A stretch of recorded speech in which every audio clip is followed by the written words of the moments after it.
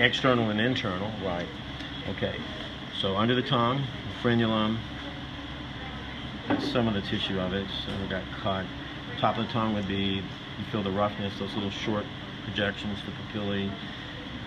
Okay, so following the, and getting into the back of the oral cavity, moving into the throat area, there's a palatine tonsil right there. See it sticking out? Oh, yeah.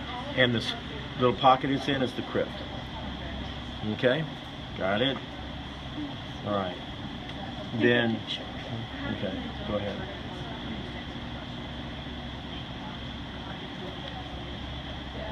You done? Are you filming? I'm filming you. Video? Okay. All right. So what's left in terms of respiratory structure? Okay, so right here, it's pulled off to the side some, but what's that? Part of the larynx. Glottis. Epiglottis. And here's the glottis. See the opening? And then what are these two little cartilages, one on each side of the glottis? Arytenoid. Those are the two arytenoid cartilages, right. The cat is bad about laryngeal spasm. Whenever you're trying to get a tube passed and for intubation, this is what happens.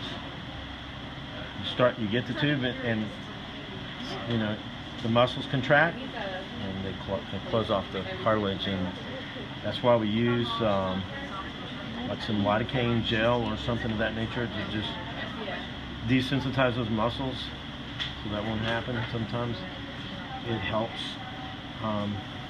Brain-wise, there's major parts of the brain, the cerebrum, cerebellum. You can kind of see the cerebellum is very unique in appearance and size. You see it right there. It's sort of described as a cauliflower-like appearance, and then it's on top of the brainstem.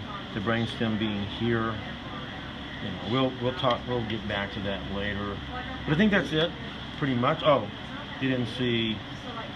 Here's one of the frontal sinuses right there. Okay. See it? No. See the relationship to the eye? Frontal bone, the sinus, right there. What about the tonsils? The palatine tonsils?